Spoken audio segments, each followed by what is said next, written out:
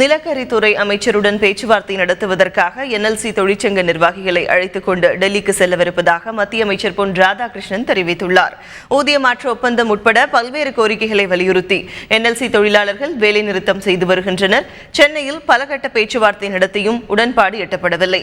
இந்த நிலையில் அதிமுக, திமுக, காங்கிரஸ், பாமக உட்பட 14 கட்சிகளைச் சேர்ந்த NLC தொழிற்சங்க நிர்வாகிகள் சென்னையில் மத்திய அமைச்சர் பொன் ராதாகிருஷ்ணனை சந்தித்து பேசினர். இதையடுத்து மத்திய நிலக்கரித்துறை அமைச்சர் பியூஷ் கோயலுடன் பேச்சுவார்த்தை நடத்துவதற்காக இந்த நிர்வாகிகளை நாளை டெல்லிக்கு அழைத்துச் செல்வதாக பொன் ராதாகிருஷ்ணன் உறுதியளித்தார். நீண்ட காலமாக நிலுவையில் இருந்து கொண்டிருக்கக்கூடிய ஊதிய உயர்வினை முறைப்படி அவர்களுக்கு வழங்க வேண்டும் என்கின்ற கோரிக்கை வைத்திருக்கின்றார்கள். இது குறித்து டெல்லியில் அந்த துறையினுடைய அமைச்சர் மரியாதைக்குரிய பியூஷ் கோயல் அவர்களிடம் நேரடியாக பேசி ஒரு நிரந்தரமான தீர்வு கொண்டு வருவதற்கு நான் அவர்களுக்கு உறுதுணையாக இருக்கிறேன் என்று சொல்லியிருக்கின்றேன்.